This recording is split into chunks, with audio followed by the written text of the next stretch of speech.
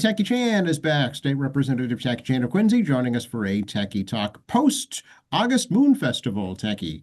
Hey, good morning, Joe. On a cloudy, maybe rainy day on today's Wednesday, the 19th in August, and vast difference. No, it's Tuesday. I'm sorry, Tuesday, August 19th, and a vast difference what 2 days make when the humidity was extremely high and the sun was bearing down hard. Actually, another wonderful festival. If it wasn't broiling temperatures, I would be disappointed, I suspect. It seems to be the trend now. That's why the Techie Chan fans were very popular this year. Yes, when the weather's hot, my table becomes quite popular.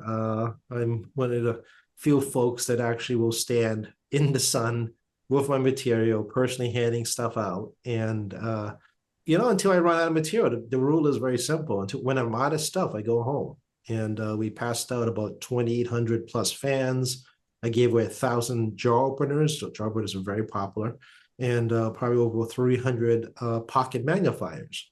Obviously certain demographics find those materials useful. And, if people are looking for something, I'm sure I'm happy to accommodate and put something in the mail for you if you need one of them. It's not like I don't have enough campaign materials, as you all can guess.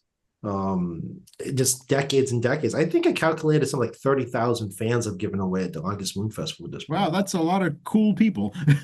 Well, cool. It shows how long I've been around. I have been going to the festival since 1995. The first one I attended as attendee, and then started doing volunteer work, and then started putting together festivals in 1996 going forward. So, I ran I chaired 12 of them. I ran personally, like ran about 10, like operationally. And then we obviously the ones I missed a small number. I missed one because of my grandma's birthday. I missed one because it was moving in September and it was a whole logistical problem in my life. And then obviously COVID held up a couple of festivals. But no, I've attended pretty much almost all of them in my adult life. Yeah, it was the 38th annual this year. It actually predates Quincy Asian Resources. Yes, a little bit of history lesson. This festival started at the Walls Lutheran Church in its parking lot. Then subsequently it was taken over by Impact Quincy, which was an entity that was part of Bay State Community Services. It was a kind of a semi-entity. Doesn't exist anymore. Then I picked up when I ran a little civic group called the Quincy Asian American Association. That was just a civic organization. And then once Quincy Asian Resources came into formation, I migrated the festival to Quincy Asian Resources.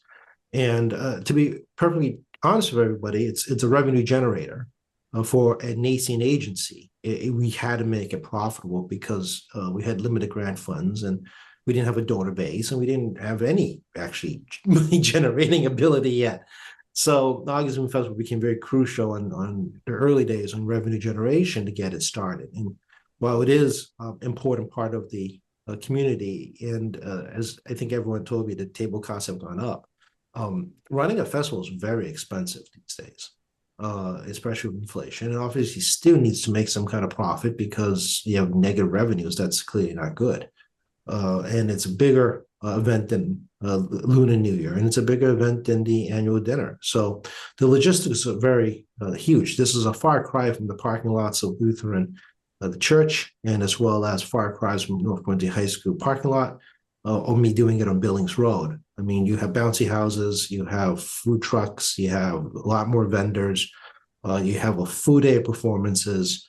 It's very different than it was when I first started. Oh, for sure, yeah. Yeah, estimates of like 15,000 people, I think. So it's a regional event now. It's not just a city event anymore. Oh, it's easily the largest August Moon Festival in New England, without a doubt in my mind. I mean, it'll crack 25,000 people, depending on the year, depending on the weather, depending what else is going on. Unfortunately, Friends of Walsen Beach was also coinciding that day, or fortunate, unfortunate, depending how you want to talk about it. But I mean, it's a great event they put out there as well. I'm sorry I missed them at the Friends of Walsen Beach. But again, it's Quincy. We have family events that happen and they sometimes overlap. And the city's been doing an incredible job on Quincy 400. We're going into concerts and doing stuff at Adams Common.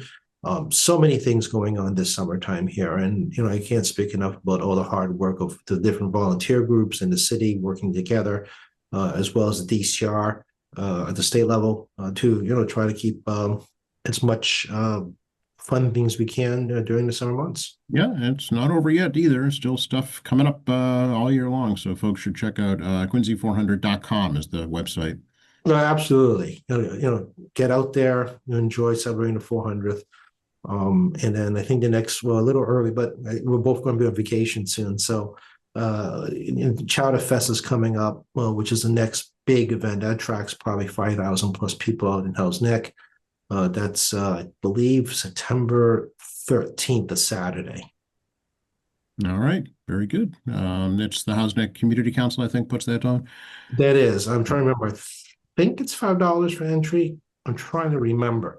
Okay. Actually, I do have the Hell's Neck bullet in front of me. Hang on. September 13th, 2 to 6 p.m., the Hell's Neck Maritime Center, the Bayview Ave Public Landing. Tickets, advance tickets are available, as well as T-shirts. They're normally $5 in the past, but I could be completely wrong. Also in front of me, since I have you and I have the bullet in front of me, Yes. the annual Hell's Neck Community Blood Drive is happening on the 28th from 1 to 6 p.m. in Our Lady of Good Chapel on C Street. So people are looking to help out by donating blood. Our Lady of Good Council, Our Lady of Good Council Hall on C Street on August 28th, 1 to 6 p.m. Okay, good public service announcement. Very good. Well, I just happened to be sitting right next to me. So I figured, I just looked over. I was like, oh, that's right. I have it right there. Excellent. Now then, what's going on in your work world at the State House? Well, we had a poll go out, which that's due tomorrow. So as you guys know, I chair Committee of Consumer Protection, Professional Licensure, and under the House rules, we have an expedited reporting period for bills that come out. It has to come out after the hearing, unless we ask for a very specific sequence of extension orders. So me and the staff had decided that we're going to try to meet the 60-day rule regarding bills out of committee by after the hearing as often as possible, try to reduce the number of extension orders. So we have another 21 some odd bills that was given to the committee members last week, and I got to chase down some members for their votes. But we're moving forward, and we're trying to plan our fall schedule out. We have 4 hearings set up. We do have some logistical problems on September with scheduling issues. So, we're going to do the 3 in October, 1 in September. We have a bunch of bills we have to process again by middle of September. So as we close in end of August, the staff will prep them. And when I get back from my vacation, it's right straight to it on making decisions and moving forward. So, it's no sessions, but it doesn't mean we're not working. And we're getting emails from other committees right now announcing the September schedule. So advance notice is going out to the membership as well. And of course, it'll be publicly posted, I believe 7 to 10 days on the websites. So malegislature.gov, everyone, malegislature.gov, please check it frequently. And you'll find the hearing schedule. And if you're looking for your bill, the hearing schedule be popped up on that, and you can make an online account and look through your personal account on that same website. So again, very much encourage people to track legislation that way. So it's, we got through National Conference State Legislators. I talked about NCS already a couple of times. We're still recovering from that. That very long preparation to a very short weekend, which resulted in me going from there straight to August Moon Festival. Yes, no rest for the weary, Tacky. No rest for the weary. And it's been, so State House is quiet, but it doesn't mean we're not working. What do you think about the bill to ban cell phones in schools? Yeah, it passed the Senate. I'm inclined to say yes to doing that. I'm not sure exactly why we have to pass a law, but I think this could be done district by district. Dress codes, increased security historically has been a school district decision. I don't know where it is on the pecking order of to-do list and the powers that be above me that sets the calendars. So gonna have to wait it out to the September, and then we'll see what the buzz around the building is about that. But it makes some sense. Has the support of the Attorney General, has the support of the State Senate, obviously. I've been hearing from advocacy groups, including the Superintendent's Association, asking for this. It's fairly straightforward. But again, I find it interesting how, as opposed to each individual superintendent making their own policy decisions, they decide to go to a law for uniform decision instead. Yeah, I guess just makes it easier on the districts if they have a state law to fall back on. Quincy's already had a policy in place for several years now. That's exactly it. And okay, guys, a little bit of inside politics. When we do stuff to make laws, it's easier for local officials to blame us. That's right. That's exactly right. Finger pointing at his best, right? Welcome to Politics 101 in my world, folks. I'll give you little lessons along the way, as Joe knows, about a little bit of inside baseball, how things work. And one of the actually interesting ways inside baseball is that, well, correct, this city has its own policies regarding how to run its own school district. If parents do not like the school policy, they can always point to state law and say, hey, Tacky did this to you, and then not actually telling them that they fully support said law that Tacky voted for. Oh, well, we don't have to add that, do we? Oh, Lord forbid that a municipal official says, I backed it 100%. And, and I encourage my representative to vote for that. God forbid that actually happens. Never seen it ever happen in my life in 30 years in politics, by the way. Never seen it happen. I know. But I think, politics aside, I think most education professionals agree that these devices are definitely a distraction in the classroom. Oh, absolutely. I mean, people, are addicted to it. And it's not, I don't even have to look at a study. I think everyone who's been around teenagers and kids know, the phones are getting in their hands younger. They constantly need to be in formal mode, fear of missing out. They're in constant need for rapid communication because these days we expect people to get back to now.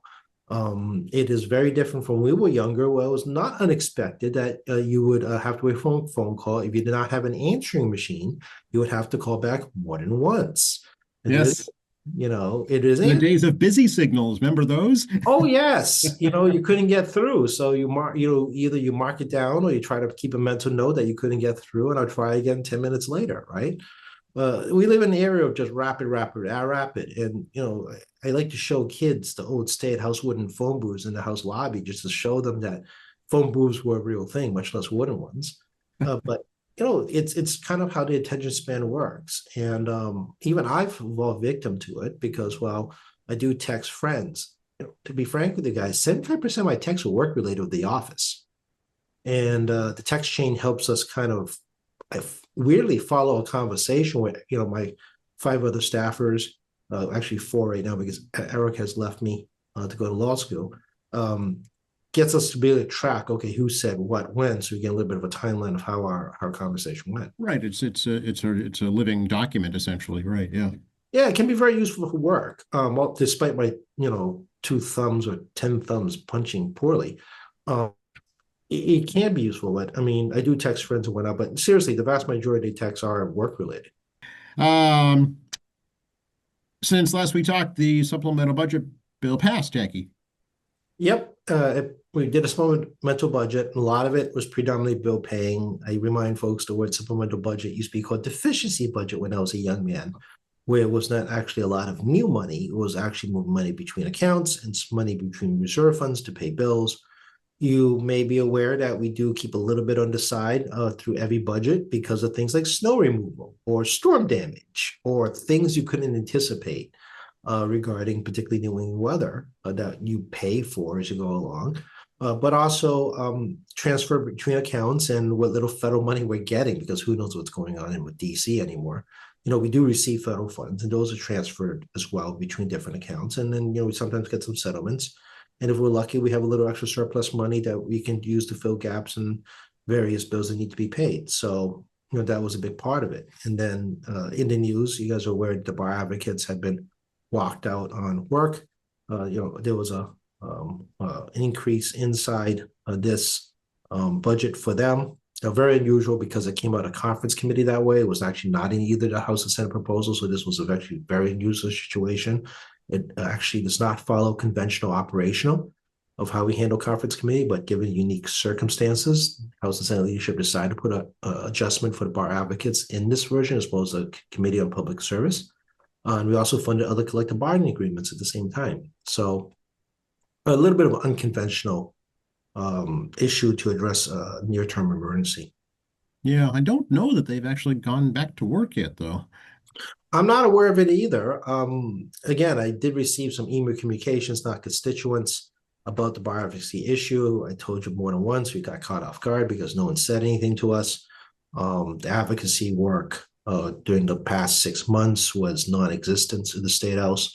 Whether they acknowledge that, I have no idea. I am not a court attorney. I have no idea what happens in the courthouse. It's not like I go there. I do rely on other electeds and staff or former elected and staff to tell me what happens in courthouses, whether we do talk to each other. But this conversation is most likely to continue beyond this situation now. And then we'll see how things materialize as we go along, because I don't know how it's going to materialize. And of course, they put a ballot question on there to try to unionize this group, which I find could be pretty interesting because bar advocates are independent contractors. They're actually part of other law firms or small firms, or they're independently operating businesses themselves. So they're actually W-2 employees in some situations because you're actually building a firm. So I'm not sure how that's going to work exactly. But we also did increase the CPCS account as well to hire more attorneys at that level. And there was a workforce shortage, even in the attorney world, because, well, inflation, higher wages, and competition for better pay. And that's something we've talked about many times over the past 3 years. And that has not stopped. People in government are moving more rapidly for better money in the private sector. Yes. So yeah, we're seeing it state level, municipal level for sure. Yeah, I don't fault people. I mean, you get a better paycheck somewhere else. You think I'm going to say no? I mean, go for it. But it can be very difficult to manage a workforce where you are unable to be competitively paid, and taxpayers do not like spending money on people. Comes down to taxes, exactly. Yeah. Yeah, and given the uncertainty of the federal government and whether or not they're going to continue to pay state employees of doing federal work, whether or not infrastructure money is going to come through. We talked about the Medicaid issue, all the other programs the federal government supports. I have no idea we're going to be at the state level either. So it's going to be very complicated for state, municipal, county, as well as not-for-profits about, what's the fall going to look like, because the fiscal year for the federal government starts October 1st. And not all, but many of the changes they've made already will take full effect once they start the fiscal year. Yeah. Speaking of the workforce, what's the unemployment situation like now in Massachusetts? I've not looked recently. I believe it's still floating around that 4.8 zone. I haven't looked, so don't quote me on that. I've received yet an unemployment email before I got on this call with you this morning. So again, I represent about 45,000-ish people, give or take a few hundred. And we, I think, have now 11 outstanding unemployment cases and 4 resolved over the course of the last 4 weeks. Doesn't sound like a big number to you, but it's a big number to me relative to the size of my population. Is it, I mean, you would know from historical information how it compares. This is high. This is abnormal. And, I also send you guys a public service announcement again. The Department of Labor here at state level, the UA office is not having the call center open on Friday. Those people have been moved to do casework on Friday instead to, move through processing people's applications more quickly. This has been one of the big problems we hear from constituents, is the speed of response on application. People don't always realize that they do check your forms. If it's incorrect, they should fill out the form. And there's also an employer component. The employer may want to dispute unemployment benefits, which then, of course, they have to go through that process as well. So it means you need a human being to do the job. And, that's a big part of what's going on, because we talk about workforce shortage. And many of those employees are paid by the federal government. And the federal government decides to yank the rug on funding or reduce funding for those employees. It's just going to compound the problem. Right, and lengthen the process too, yeah. That's correct. During COVID, obviously, there was a very unique situation. We had 14,000 applications in under 2 weeks come in. I mean, obviously, the office was completely impossible to handle that, where they only had 50 active employees and had to ramp up to thousands. But a lot of that money was reimbursed by the federal government because it's a federal program. Right, yeah, not the case this time around. No, this is the opposite. This is them cutting and slashing programs. And you guys heard me say over and again the words cost shift. And I truly believe that's what's going to happen. They're going to cost shift back onto cities, cities, towns, counties, in the state, and not for profits by pulling back their funding and saying, okay, it's a federal program, go comply, you're on your own. Right. Yeah. As I said before, I think formulating the next fiscal year's budget is going to be a real challenge. Oh, absolutely. I mean, municipalities should have already been this spring, given the number of different news things coming out of DC. They should have already been preparing. And you guys already know the state, was $1 billion short, almost 800 million short of the governor's recommendation. And the governor also cut it 130. And, I've got wind from some folks that secretariats in the process of with basically cutting, withholding even more of their own budgets to create another stockpile. So, hiring freeze, again, workforce problem. We can't compete with the private sector right now because they're paying better, but also a workforce freeze. So, we're getting ready for the impact. Whether municipalities are, well, you interviewed the guys at the local level, so you can tell me. Right. Yeah. Some are, some aren't. That's about what it comes down to. A lot of them don't want to face it because it involves some painful decisions in terms of maybe making some cuts. Well, one of the interesting things about politics, right? People don't always know exactly, the levels of politics. I get often mistaken for a congressman. Obviously, I'm not a congressman, but people don't always know the different layers of government. Not unusual. You actually have a lot of city council candidates this year, as well as school committee candidates, should be aware regarding federal impacts on an office they like to run for and take responsibility representing our constituents.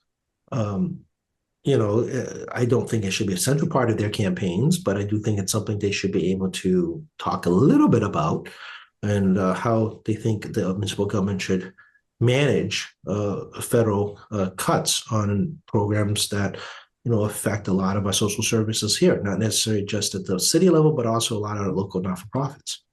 Yeah, absolutely. Sure. Hey, speaking of ballot initiatives, I read like 14 of them are swirling around now, looking to get approved, and some of them have, some of them haven't. One of them is regarding the cannabis industry. Yeah, I think it's like 47 questions. Is it really that many? Wow. Yeah, getting a question isn't hard. Getting it certified into signatures is the other problem. Right. So you're asking me to try to remember a question out of 47. Thank you, Joe. That's what I do best, Tacky. What does this question do, Joe? I believe it has to do with regulating the amount of THC in cannabis, or words to that effect. The Cannabis Control Commission has enormous discretion regarding how to ensure proper testing and health standards regarding cannabis. We talked before about THC drinks and how this kind of wild west, and the House proposal and bills in my committee on the House Cannabis Reform Commission reform bill, addresses that as well regarding THC drinks. Is one increase the dosage of? No, to cap it basically. On the THC number, I mean, we'll see how it plays out. One of the challenges I think on ballot questions is explain to the public in the simplest way possible, which a ballot question does. The accuracy of your description, there's no law that says you actually have to be accurate, by the way, when you're promoting your stuff, just to let you know. I don't know. We'll see how it plays out. I really don't have a good answer for you about, capping your THC. I mean, I think the commission has enormous discretion to do it to begin with. But as we talked about many times, the commission is a mess. And to be honest with you, they should not be doing anything right now than dealing with the fact that the state auditor just ripped them in half and getting the house in order because they know the house is going to blow them up because we've passed a bill to do it. And I don't know where the Senate is, but it's amazingly how tone deaf that group is at the Cannabis Commission to understand the situation they're currently in. Yeah, I know is there an effort to bring it under the executive branch, basically? Yeah, that's a House proposal. Yeah. Proposal. I mean, move them into the governor's branch and reform the commission to make them part-time, make the chair full-time, and then have a clearer chain of command who actually runs the place. It's like a hydra over there. Different heads trying to run the agency. And, they're trying to move regulations on cannabis cafes. I'm like, are you people out of your minds? I mean, you're literally under siege, and you decide it's a good idea to put up more regulations right now. I mean, none of us trust you, government. Yeah. How was it formed initially? How were they appointed? There are multiple person appointments, but it's predominantly under treasurer operations because that's what it Okay. comes out of. Um, and there's a lot of it's kind of modeled after the casino commission, the Oh, game, right. Yes. Yeah. but the model doesn't work here. And it's not modeled. It should be a little bit more like the ABCC in some ways. Right. Yes. But given the Hydra situation over there, we actually have to, in the House version, actually dictate the pecking order, like actually talk about the chain of command, which is very Hmm. important for us. Yeah. Maybe look at some states that have been doing it for longer than we have. Well, historically, we like to not get into the weeds by statute. We expect professionals and grown-ups to be professionals and grown-ups, but clearly this is not the case. A little hand holding might be necessary. Yes. It is not my recommendation on how to write bills. Right. In this instance, it's going to have to happen. And, you guys are very clear, really hearing from me on more than one show now how much I think this thing's a complete mess. And I think they should really just not do new things. They should just work on their current problems. There is actually no signal to the public to create confidence that they are taking seriously what's going on around. I mean, they're literally like, I never seen one this deaf. I mean, it's not like it hasn't been in the news. I mean, the speaker himself last year, he went to a public hearing himself. Having the speaker at a public hearing before a committee is extraordinarily rare, like four-leaf clover rare. I mean, that's really a signal that we're coming for you. Right. Exactly. Yeah. All right. Stay tuned for that. We'll see how that see how that pans out. I want to talk about some national stuff. We haven't delved down that road in a while. No, we haven't. It's been a lot of stuff going on in the last month. As we do continue to have a president who believes that, by sheer force of himself in the United States, that he can make the world tremble and move. Yeah, he has. And no, he hasn't, depending on what we're talking about. And, he still continues to make history. And despite, what people think of his ego and, like, oh, he wants a Nobel Prize, but he was talking about stuff like that. I mean, ultimately, though, whether his personal desires of a prize is not relevant relative to try to accomplish goals that he has set on himself forward. It makes a lot of commentary that people kind of latch onto ridiculously on it sometimes and kind of overshadows the fact that he does want to get certain things done. Whether he's successful or not is not the point. It's that he does have an agenda to get things done. And whether you like it or I like it is not relevant because he's going to do it. And that's just how it's going to go. So, I try to be fair about this stuff, right? As you guys over for 80 years, I will beat the crap out of him. I think it's not good. And I'll try to, be fair and sing praises if I think it makes sense. Or just be, I'm not sure. I just say I'm not sure, right? So you got a lot happening, right? You got CPI came out a little cooler, it's 2.7, but PCE, which does not include fuel and housing, which are very volatile, so personal consumption. PCE is personal consumption. CPI is consumer price index. PCE, I can't remember what the E stands for right now, but it doesn't matter. I came at over 3%, over 3%. So this is actually a disconnect. So you have when you include housing and fuel, consumer price index CPI goes down a little bit, but when you take those two out, the core inflation goes up, which means that fuel and housing prices on a national level, not in Massachusetts, on a national level has descended, but everything else has spiked up on our essential things we use every day. So, there's that factor. And then I said many months ago that I expected tariff impact to hit sooner because I would expect wholesalers to prepare to pay the tariff sooner than later. That didn't happen. And I think I figured out the problem. The problem is that uncertainty. Retailers are not going to charge you more money until they know how much they have to charge you more money, not anticipating what they're going to charge you because it hasn't been set in stone. If retailers start charging you more and your competitor does not increase the price, it only hurts that retailer. So with the lack of certainty, it was difficult for businesses to front load tariffs against you back in April. And because the numbers are always inconsistent and not sure exactly how to make sense sometimes, but inconsistent, it's hard for business to anticipate costs, which is hard to pass the cost because one passes the cost and the other one does it, it puts them in a competitive disadvantage. Right. Yeah. People shop around for sure for the lowest price. Yeah. Yeah, and I think that's what's going on here is that, there's a lot of hesitation now as tariffs become more permanentized. I mean, we will know what it is. It won't happen to the next shipment of goods coming into the United States. So if you're like a Walmart, you're constantly getting stuff. If you're a smaller business, you're probably expecting a shipment every couple of months. So it varies from size of business. It's not a universal rule that all fit the same. So depending on your business size, it depends on your shipments. So right now, whatever you have in inventory was probably not tariffed at a high rate or tariffed at all, depending on when you received the goods. So the price reflects that. But the next set, whenever that should be, is going to reflect whatever these tariffs are. If it is a permanent one, by the way, I have no idea anymore. I can't track this anymore on what's happening. They'll have that impact on the prices to consumers. So while the White House is talking about, oh, we don't affect anything, it's been great, consumers can absorb this cost. We actually don't know because of the fact that not all businesses get their inventory at the same time. Right. So moving to seasonal. So now we're moving into the fall, and I presume a lot of people bought their stuff. The businesses bought their stuff in the summer, preparing for the fall. And the tariff rate was different then. And then, once we get into the fall, they're going to start buying this stuff for the winter. And then, the tariffs may or may not affect you. It's a little, again, the number keeps moving. He keeps changing his mind. The negotiation keeps going on. And it's difficult for businesses to make decisions in an uncertain world on what to charge a customer. Yeah, and retailers are always at least a season ahead, if not 2 seasons ahead, in terms of purchasing. So, yeah, we'll see. We'll see. And they're tightening the belts because while there is a workforce shortage, it's not more jobs than people working.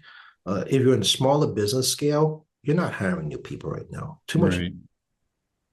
Yeah, that was reflected in the jobs numbers not too long ago. Yeah. Yeah, the revision's not surprising. I think, one of the things that people realize is that there's always lagging indicators in all data. So, for example, people, get initial unemployment claims are pretty easy. That's that week. The actual people on unemployment may take about a month to get the final data for a month's worth of data because you wait for a month after the month ended. So, for example, we want something in July, you really get better data in August because the numbers will be finalized by then, the real numbers. But a lot of the unemployment rate numbers are based on surveys. And it's a number of different businesses of various sizes around the country reporting back. But if they don't report back their surveys timely, you have to do the best statistical analysis on the data that's provided, which may not be accurate, may not reflect the actual number at the time of. Right. So I get the whole Bureau of Labor Statistics, and you're sitting around, wow, you do such a bad job, you should get fired. But do you all know what the job actually entails? And it entails a combination of real data that's 2 months old, but also largely dependent on corporations and small businesses, depending on the sampling size, to report back to unemployment numbers to get a broad enough calculation for statisticians, guys who do statistics, to put together the best estimate on what the current outlook looks like until the real number comes in 2 months later. So yeah, then they revise them, right? Yeah, that's what the revision's for. It's like reconciliation on your checking accounts. Similar idea. You do. Sometimes you guys can be really good and make sure you mark your book up every time, or you have Quicken or something, and some people don't. And when I did utility work before smart meters, and let's not go down that path about people in smart meters, but smart meters, may give you more accurate calculation of electric bill. The same thing you have on your water meter now. Quincy water meters are a type of smart meter to give you a more accurate count. They used to actually charge you based on past usage and estimate what you're going to pay. Then about 2 months later, or in the case of a utility company, it can be up to 2 years later, they will reconcile those real numbers against their estimates and then adjust your rate on what you're going to pay. In the case of water bills, in the past, you will get a different bill in the next quarter to reflect the real number against your estimate. And then in utility world, it could be a year or 2 years against all customers where they give us the real number. And then you look at the estimate, and you're going to charge customers more or charge you less based on the reconciliation. So this is not like a novelty to everyone. People think it's like, oh, it's new. It's like, no, it's not. It's actually quite a common practice in many places. Right. Yeah. It's just trying to, balance things out as you get more information. That's correct. It's not, people think it's like uncommon. It's actually not uncommon. It really is sector specific.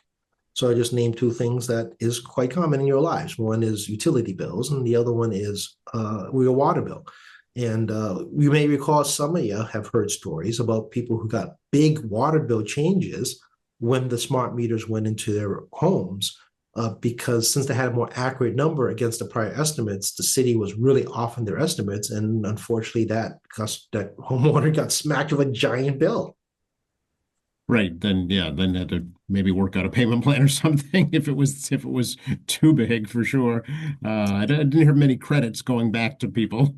No, there were really not a lot of credits. You can check out the water department. I'm doubtful there's a lot of credits. Yeah. But that being said, it shows you I'm old, people. I remember these things. And this is actually important too. I tell people institutional knowledge is very important because you remember these things that I talk about here with you. It helps put things in context. That some of these things that we see in the news actually does happen in your real life, but it may have happened in the past, but because of new techniques and technology, it doesn't happen anymore, or it doesn't happen as often.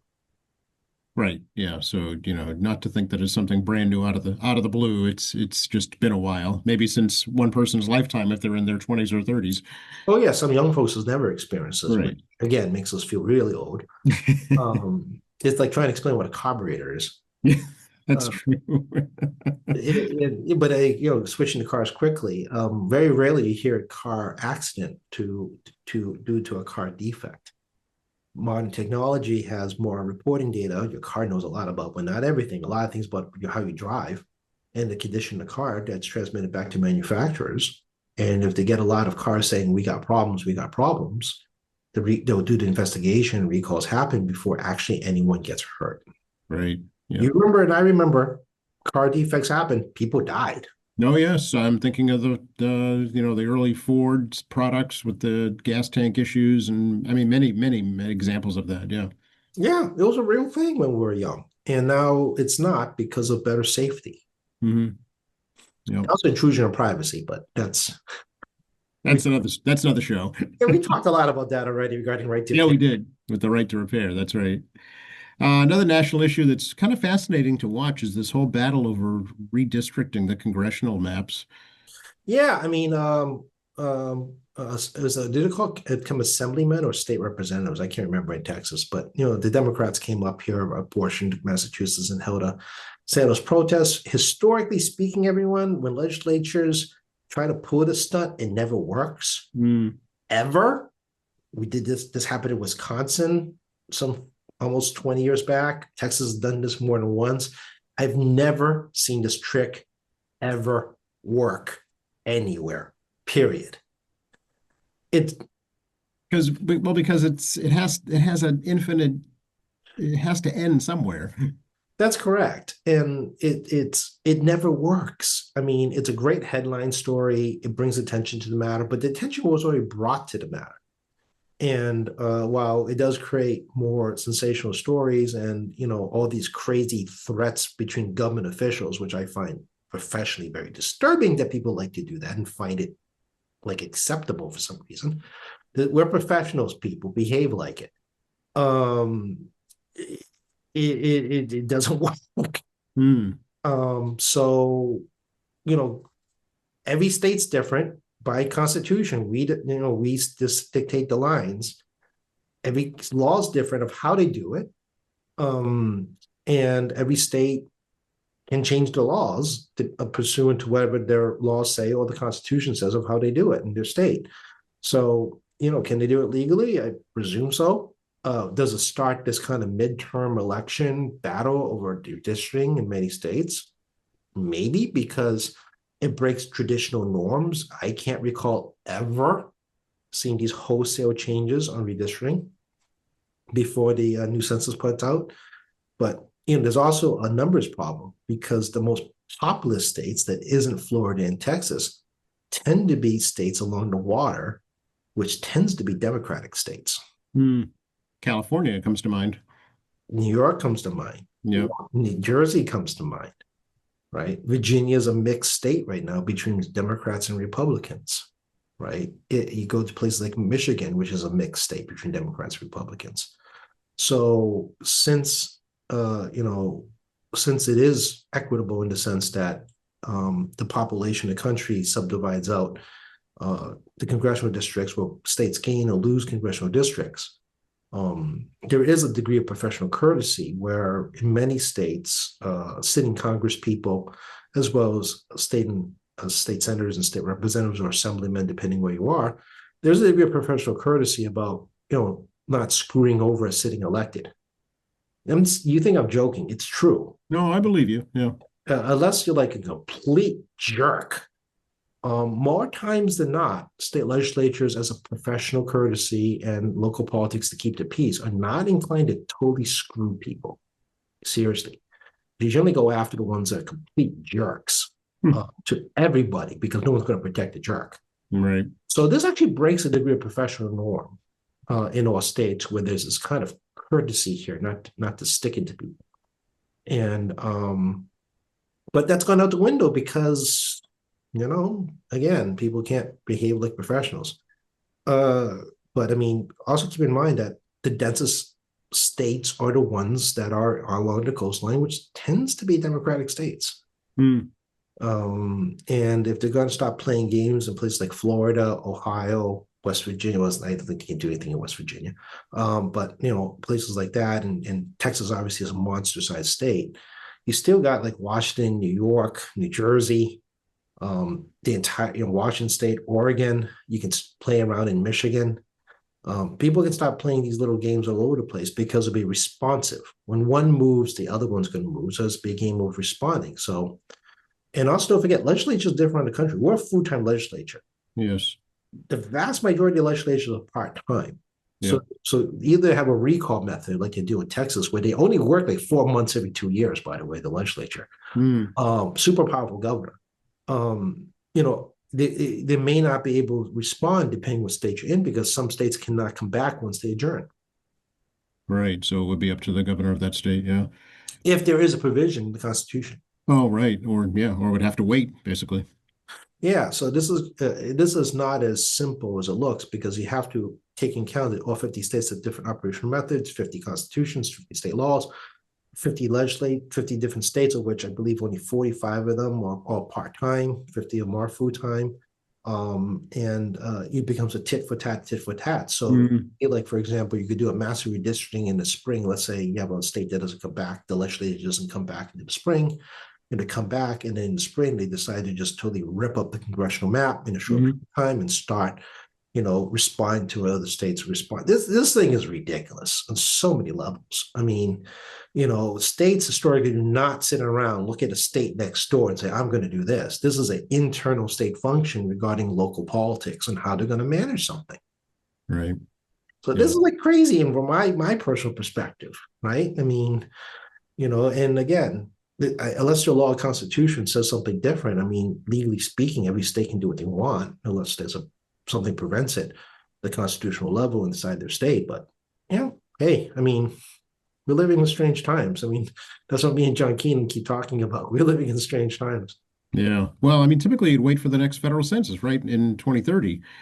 That's right. And then you go through this whole process again, and then we'll watch where the population shifts. Right. In other tricky states like Colorado, for example, that state's gone both Democrat and Republican multiple times, and it's actually a growing state in congressional districts. I mean, isn't it a state that, depending on how this election goes, going into next election on their state legislatures, there's nothing that says they can't mess around with it. If let's say in 2027, the legislature goes a different party, and they decide in 2027 to just, completely mess up the congressional map then. Right. To prepare for a 28 election for Congress. Or they change the map around to mess with themselves, which means they mess around with the state legislative maps, which then creates all kinds of political discord among themselves because, again, the professionalism goes out the window. Right. Yes. Wow. It's fascinating to watch. I'll say that. Well, they got term limit states. So Colorado's a term limit state. Maine is a term limit state. So you may not have professional relationships with your colleagues, and you don't care if they're dead or alive. That's also a factor to consider. Talk about it. Yeah, you're right. Uncertain times. Yeah. Again, this is my point of view as a guy that was a state as I'm a state legislative guy, right? I'm a legislature, very pro powerful legislative mentality, right? I don't ever like watching any legislature give a power to the executive branch. That's why I'm very disappointed in Congress. I always believe self-preservation of your seats, regarding delivering for people at home, should encourage you to keep all power in the legislature, despite whatever the party of the president is. It should not Mm, matter. You should try to protect the integrity of the legislature. But hmm that's just hmm me. hmm Yep. Well, as we mentioned earlier, we're both going on vacation soon. Yeah, I hope you have a relaxing time, Joe. I've been no joke working through weekends, cleaning my plate off, but not just necessarily state house stuff. You guys know I practice little law. I'm trying to clean that off my plate. I'm trying to get my stuff ready at home. My brother has his to-do list for my mom. As you guys are aware, my mom has health issues. So, I'm comfortable enough I can go away. She's in, thankfully stable position. I can go away. But, I made sure my, phone service is 100% usable wherever I am. And put contingencies in place, and hopefully I don't have to come back early, but contingency in place if something happens at home. So yeah, it's a lot of prepping in my situation, not necessarily just professionally, but also very much on a personal level. Absolutely. So I wish you a relaxing time, and we will catch up after Labor Day now. Wow. Yeah, we can talk about the post preliminary. Oh, by the way, everyone remember, you can get your mail-in ballot still. I got mine in like 3 days. So very much encourage your mail-in ballots. Early voting starts Saturday. So there's plenty of time to vote in this preliminary. There isn't a large race. Again, I encourage everyone to vote. Please do vote.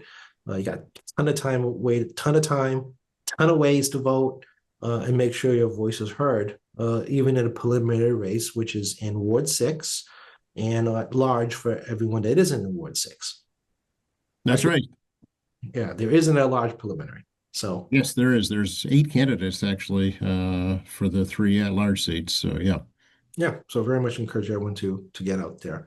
And my office is open, 617-722-2370, 617-722-2370.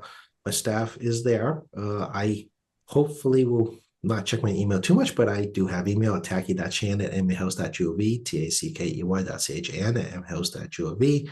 Obviously, got emergency, call the office rather than email. We got an emergency on a constituent matter. Constituents issues come first. I do see your testimonies. I do see your ask for bills. We do log into our system, so we are aware of it. And I promise I'll try not to read too much email, guys. I'm going to try. But my staff does have access to reading my email as well, so it's not like it's unattended. State Representative Tackey Chan Facebook. You can watch my coloration change in the sun over the course of pictures from August Moon Festival, and then we have actually Instagram, which is Tackey_Chan.